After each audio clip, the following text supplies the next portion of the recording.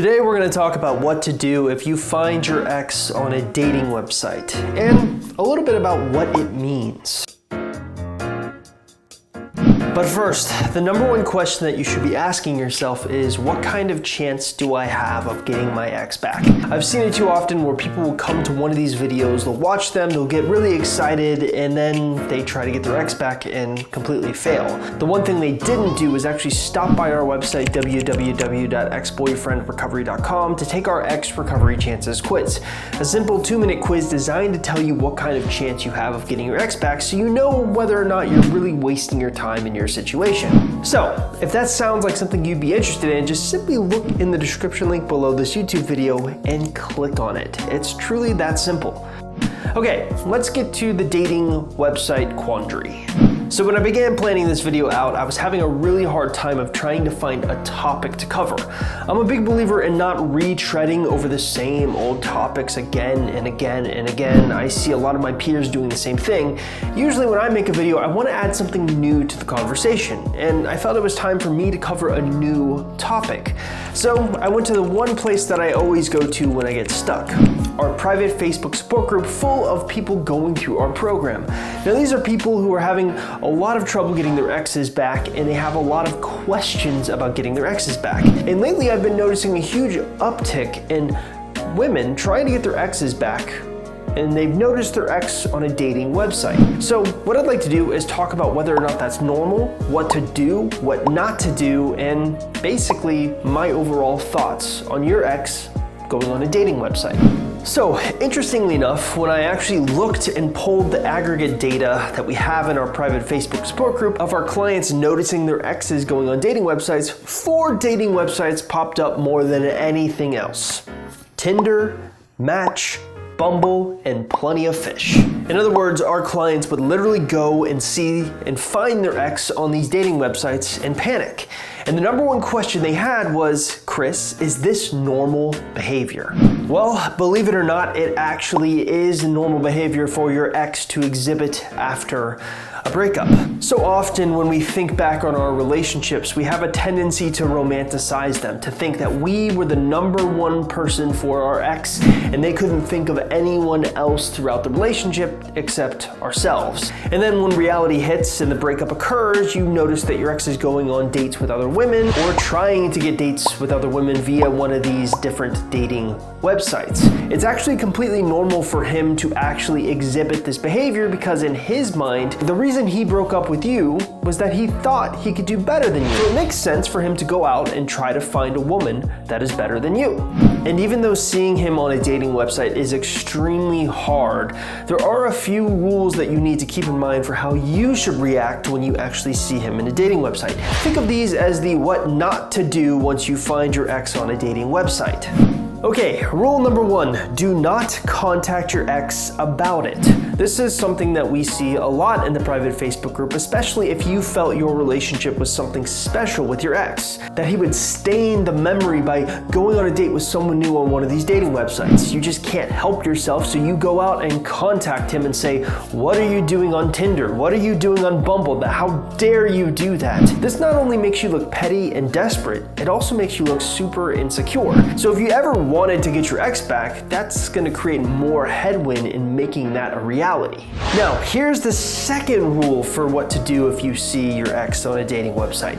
Do not point out that he's lied about his age, height, or weight. In other words, do not sabotage him. That's just going to make things worse for you. Now, what you may not know is that 81% of individuals who do online dating actually lie about one of the following 3 things: their age, their height, or their weight. So, if you notice that your ex-boyfriend is really 5'8", but he's saying he's 5'10", don't message him or any of the other girls he may be dating saying you know he's lying to you. Again, that will just create unnecessary headwind for you in the future. Now let's switch gears here for a moment. While the number one question that my clients would ask me about their ex being on dating websites was something along the lines of, is this normal? The number 2 question was, I'm having such a hard time just imagining him with the other woman. Now, often you'll find yourself in the midst of a no contact rule by the time you learn about your ex being on a dating website. And the fact that you can't even communicate with your ex during a no contact rule creates even more intensity around the feelings you're having about the fact that he could be going out, dating, or even sleeping with other women. The more you think about it, the more you struggle just imagining these concepts or these thoughts of him going on this amazing date with another woman, or him sleeping with another woman. It just drives you insane to the point where you just feel like you can't take it anymore. But what is the best way to handle these kind of thoughts? Well, I've really got two ways to handle this kind of thing. Number one is more of an attack-based way, and number two is more of an internal-based way. Ultimately, I think you need to do both if you're gonna have the maximum chances of success of dealing with these feelings and often attracting your ex-boyfriend back. So, what's interesting is when I was studying for this video and what to talk about, one of the comments popped up from one of our clients in our private Facebook support group. It was a woman who was struggling with this very thought of imagining her ex-boyfriend going on a date with someone else because she found him on Tinder. So what was interesting is she thought, well, maybe I'll go on Tinder too. Here's what she had to say. Boys and gals, get on Tinder or another dating app. I'm only on day 10 of 45 days of my no contact and was super hesitant about it, mainly because I can't see myself with anyone other than my ex. But so far, it's been a great way of practicing funny, light, and witty communication skills with strangers. It really helps with getting out of that arguing state of mind and just having fun. It's always funny to me when I deal with a coaching client and I say, you know what, you should get on Tinder or you should go on a dating website because I actually think it can help you sharpen your skills. Most of my clients will roll their eyes and say, okay, and then never do it. But the few who do always come back and thank me. Why? Because it's a great distraction from thinking constantly about their ex. And more often than not, their ex will start to pay attention to the fact that they are on Tinder or on some other dating website as well and grow intimidated by that fact. So that's a direct way of handling your ex going on a dating website. But I've actually found much more success with the indirect way. And oftentimes the indirect way is the one that gets people to roll their eyes and say that's cliche. But it's not. And I'll prove it to you.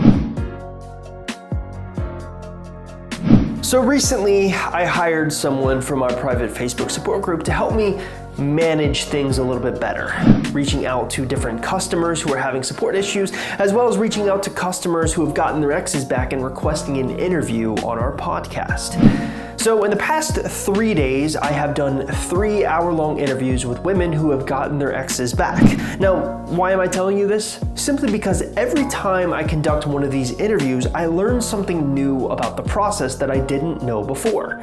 Ultimately, what I'm looking for are patterns between what makes someone successful versus someone who isn't quite successful. And I'm happy to say after over 20 hours of interviews throughout my course of history of getting success stories, I've noticed a pretty distinct pattern. You see, oftentimes what separates the people who are succeeding in getting their exes back from the people who aren't succeeding is their mindset. The people who often get their exes back have a confidence that if things go wrong, they'll still be okay. They don't look at their situations as if the world will end if they don't get their exes back. In fact, many times they give up on getting their exes back entirely before their ex starts to pay attention to them.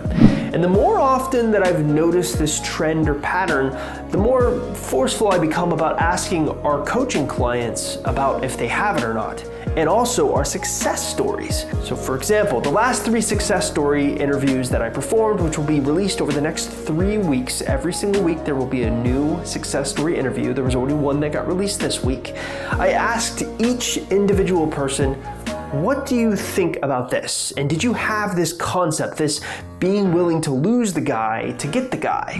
And each one of them said yes, it was essential to the process. Next, I asked them if they thought they could fake something like this. They could pretend that they were willing to lose the guy when internally they weren't really willing to lose the guy. And all 3 of them said, no, it's not something that you can fake. You really maybe can start out by faking it, but eventually it needs to become this real internal belief, this internal confidence that you have that no matter how bad things get, even if your ex says he'll never be with you again, you'll be okay. and you'll be stronger for that fact. Now, a lot of the people watching this video who want their exes back don't have that mentality. And often, that mentality just boils down to confidence. Another big question I get from women all the time relating to confidence is, how do I get more of it? And that's a little difficult to explain. Often I've described confidence by becoming ungettable. This is my latest book, Ungettable. I'm not saying that you need to purchase. There won't even be a purchase link at all in the description or anything like that. What I want to teach you today is what's in here. See, Ungettable in the book, I talk a lot about confidence and how to achieve it. And often I say confidence comes in 3 layers. The first layer is called the surface layer. This is anything regarding how you look, what you're posting on social media, how other people are saying things about you on social media. All of that is the surface layer stuff, and it's the most superficial layer of confidence. Oftentimes you'll see people who are only focused on posting on Instagram only have a really good grasp of this surface level layer of confidence. But what we're looking for isn't necessarily the surface layer, we're looking for something much deeper, some deep level of confidence that transcends how you look, or even sometimes how you are perceived by other people. So the next layer to confidence is the second layer, is called the lifestyle layer. This is everything regarding your skills, hobbies, likes, dislikes, a little bit more based on your personality. So with this level of confidence, we're getting closer to that internal layer that we're about to talk about, but we're not quite there yet. This is maybe deeper than the surface level of confidence, of being looked at as a confident, attractive person, but it's not quite internal yet. Now, as you may have guessed, the third and most important layer of confidence is internal confidence. This is the most difficult type of confidence to achieve, and yet it's also one of the most difficult types of confidence to explain. The best way I can explain it to you is having so much confidence in yourself that no matter how bad things get, you know you're gonna walk away and be okay. You're allowed to grieve and be upset, but you know in the end, you're going to be okay. Now, obviously, most women wonder, well, how do I get that internal layer of confidence? In my experience, there are 2 ways. The first way has to do with what I call the trickle-down effect. Think of it like this. If you work a lot on your lifestyle and surface layers of confidence, that will naturally just trickle down and create internal confidence. But that's not going to do it alone. There's something more that's required to do that. And that's where you basically have to face your greatest fears and become okay with it. Now, a lot of doing that revolves around meditation or visualization. In fact, this week I'm working on this exact concept with a coaching client of mine. Basically, I told her, look, you are so focused on getting your ex-boyfriend back that maybe you're losing sight of this internal confidence layer that you need to have, that I'm seeing all these success stories have as I interview them. So she asks me, well, how do I do that? And I say, okay, what I want you to do is take maybe 10 to 15 minutes every single day, lock yourself in a room by yourself, close your eyes, and imagine the worst case scenario. Imagine your ex-boyfriend saying he hates you, that he's never going to get back with you, that you'll never have a chance. Imagine doing everything right and failing. And after you've imagined that, imagine you get up and walk away, that you're more confident. Maybe imagine that after you get up and walk away, he starts begging for you back, but you say no. Imagine you going from rags to riches. Ultimately, the more you engage in this behavior, the more you'll visualize your worst case scenario and coming out the other end okay. The more you can do that, the better off you will be.